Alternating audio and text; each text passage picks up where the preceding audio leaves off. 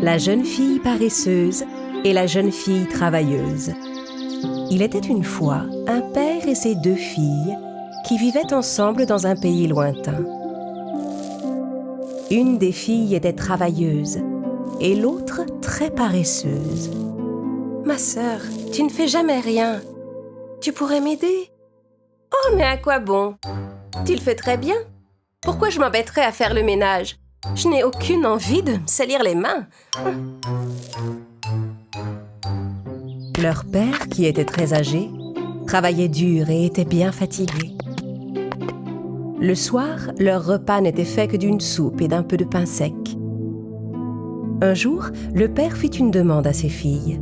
« Mes chères filles, vous êtes tout ce qu'il me reste. Je vous aime beaucoup, mais je ne peux plus subvenir seul à vos besoins. Vous avez grandi, vous êtes des femmes maintenant. Vous êtes en âge de gagner votre vie et de vous prendre en main en adulte. Je veux que vous envisagiez toutes les 2 de trouver du travail. » « Tu as raison, papa. Dès demain matin, je partirai pour chercher du travail. »« Et toi, qu'en dis-tu, ma fille? » ?»« Si ma sœur travaille, eh bien, ce sera suffisant pour t'aider. Et moi, je n'aurai qu'à m'occuper de la maison. » Le vieil homme fut rassuré de voir ses filles si motivées. Le lendemain, alors que la jeune fille travailleuse quittait la maison pour chercher du travail, son père s'avança vers elle. « Ma chère fille, j'ai un conseil à te donner. Ne refuse jamais d'aider quelqu'un qui te le demande. Sois travailleuse, serviable, aime ton travail. Fais les choses qu'on te demande de faire avec soin et bonne volonté. »« Merci pour tout, papa. Je serai consciencieuse et je suivrai tes conseils. » La jeune fille travailleuse se mit en route, tandis que la jeune fille paresseuse, qui prétendait s'occuper de la maison, ne faisait rien du tout. La maison était de plus en plus en désordre et plus sale de jour en jour. La jeune fille travailleuse marcha pendant des jours, sans trouver personne pour l'embaucher. En chemin, la jeune fille travailleuse rencontra un arbre dont les racines et les branches étaient toutes sèches. « Bonjour, jeune fille, accepterais-tu de nettoyer un peu mes branches et de donner de l'eau à mes racines ?» La jeune fille travailleuse nettoya toutes les vieilles branches de l'arbre, sans se soucier de ses mains écorchées. Puis elle arrosa ses racines avec l'eau de sa gourde. « Oh, merci beaucoup, jeune demoiselle. Mais maintenant, c'est toi qui n'as plus rien à boire dans ta gourde. » « Ça ne fait rien. Tu avais besoin de mon aide, alors je t'ai aidé. Je trouverai sûrement de l'eau quelque part en chemin. » La jeune fille travailleuse se remit en chemin. Un peu plus loin, elle passa devant un four en pierre dont plusieurs parties étaient cassées. « Bonjour, jeune fille. Tu pourrais me réparer pour que j'aie meilleure allure ?»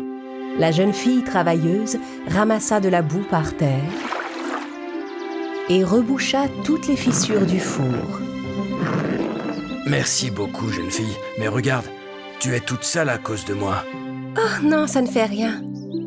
Ne t'en fais pas. Tu avais besoin d'aide? Alors je t'ai aidé. » La jeune fille travailleuse s'éloigna du four bien réparé et continua sa route. Au bout d'un moment, elle rencontra un petit agneau. Le petit agneau était noir comme du charbon, de la tête aux pieds. « Bonjour, jeune fille, regarde-moi.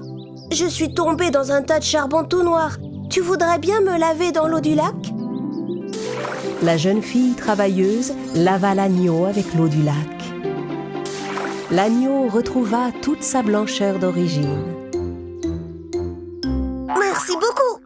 Mais à cause de moi, tu es toute mouillée maintenant. » Tu avais besoin d'aide, alors je t'ai aidée. J'étais toute sale moi aussi. Ça m'a permis de me laver. La jeune fille travailleuse se remit en route. À la nuit tombée, elle arriva devant une somptueuse maison où vivaient 7 fées. La jeune fille travailleuse entra timidement. « Bonsoir. Je suis désolée d'entrer chez vous sans y être invitée, mais je me demandais si vous auriez du travail à me donner. » Tu peux rester ici si tu veux travailler pour nous. Nous avons 7 chambres en tout. Il faudra que tu nettoies 6 d'entre elles, chaque jour, consciencieusement, mais jamais tu ne devras entrer dans la 7e. La jeune fille accepta le travail. Elle nettoya les 6 chambres consciencieusement chaque jour, comme l'avaient demandé les fées, une année entière. Elle n'entra jamais dans la 7e chambre. Et quand elle eut gagné assez d'argent, elle demanda aux fées la permission de rentrer chez elle. « Bien sûr, jeune fille, tu peux rentrer chez toi. Tu l'as bien mérité, mais dis-moi, pourquoi n'es-tu jamais entrée dans la 7e chambre ? Mon père m'a appris à faire mon travail avec soin et bonne volonté. Mon travail chez vous consistait à nettoyer 6 chambres sans entrer dans la 7e, c'est ce que j'ai fait. C'est ce que vous m'aviez demandé. On aimerait te remercier non seulement pour ton travail, mais aussi pour ton dévouement et ton honnêteté. Suis-nous. » Les fées invitèrent la jeune fille à entrer dans la 7e chambre. En ouvrant la porte, la jeune fille découvrit des tas de pièces d'or et d'argent. Tu peux te rouler au milieu des pièces d'or et d'argent, et toutes celles qui se colleront à toi t'appartiendront. La jeune fille travailleuse se roula en tous sens au milieu des pièces. En se relevant, elle brillait comme une étoile avec toutes les pièces collées sur elle. La jeune fille travailleuse dit au revoir aux fées et rentra chez elle. En chemin, elle rencontra l'agneau qu'elle avait lavé. Il était couvert de perles. « Je n'ai pas oublié l'aide que tu m'as apportée, jeune fille. Serre-toi, prends autant de perles que tu veux. » La jeune fille travailleuse remercia l'agneau, passa des perles autour de son cou et de ses poignets, puis se remit en route. Elle passa devant le four en pierre qu'elle avait réparé. « Je n'ai pas oublié l'aide que tu m'as apportée, jeune fille. Serre-toi, prends tout le pain chaud, tous les gâteaux que tu veux. » La jeune fille travailleuse mangea un morceau de pain cuit dans le four et en emporta avec elle pour rentrer à la maison. Un peu plus loin, elle vit l'arbre qu'elle avait arrosé. Il était couvert de fruits. « Approche, jeune fille. Je n'ai pas oublié l'aide que tu m'as apportée. Serre-toi, bois, prends tout le jus de fruits que tu veux. » La jeune fille travailleuse le remercia et but une gorgée de jus avant de repartir. « Merci beaucoup. Quelle aventure fructueuse !»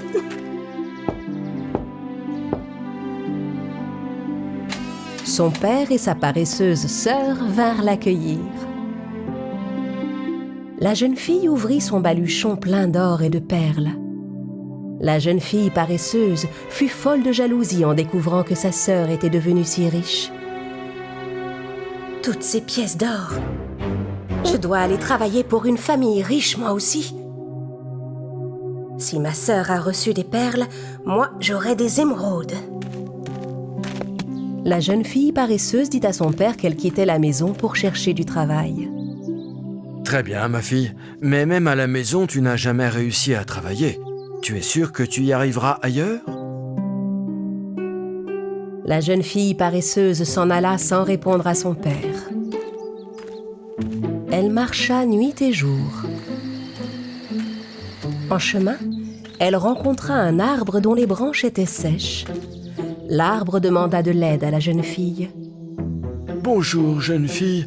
Accepterais-tu de nettoyer un peu ?»« Je ne peux rien faire pour toi, il fait trop chaud. Et je ne veux pas me décoiffer. Au revoir. » La jeune fille paresseuse s'éloigna. Elle arriva devant un four en pierre plein de fissures. Le pauvre four craquelé lui demanda de l'aide.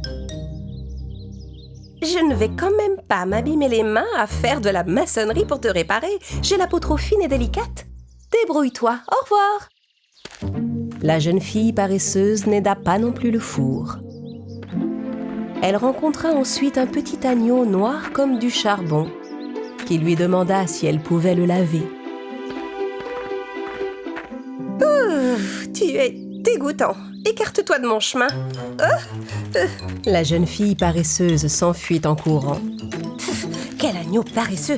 Il n'a qu'à se laver tout seul. » La jeune fille arriva enfin devant une belle demeure. La jeune fille paresseuse entra et demanda du travail aux 7 fées qui vivaient dans la maison. Les fées lui proposèrent de rester 1 an et de faire le ménage de 6 chambres seulement. « N'oublie surtout pas, jeune fille, tu ne devras jamais entrer dans la 7e chambre. » La jeune fille paresseuse nettoya chaque jour les 6 chambres à contre-cœur pendant plusieurs mois. Jusqu'au jour où, ne pouvant contenir sa curiosité, elle entra dans la 7e chambre. Mais au lieu des pièces d'or et d'argent, elle y trouva des guêpes et des chauves-souris. Les guêpes piquèrent tant la jeune fille paresseuse qu'elle avait des marques partout. Elle avait très mal. La jeune fille s'enfuit en courant pour rentrer chez elle. En chemin, elle croisa l'agneau qu'elle avait refusé de laver. Il était couvert de perles. La jeune fille essaya de l'attraper pour lui prendre des perles, mais l'agneau s'enfuit en courant. La jeune fille reprit sa route, épuisée. Elle arriva devant le four en pierre qu'elle avait refusé de réparer. De beaux pains tout chauds étaient posés devant. Quand la jeune fille essaya d'en prendre, le four chauffa et la jeune fille paresseuse se brûla les mains. En s'enfuyant, la jeune fille passa devant l'arbre qu'elle avait refusé d'arroser. Les branches de l'arbre étaient couvertes de fruits. Quand la jeune fille paresseuse essaya d'en cueillir, l'arbre se pencha en arrière. La jeune fille alla de l'autre côté, mais l'arbre se pencha dans l'autre sens.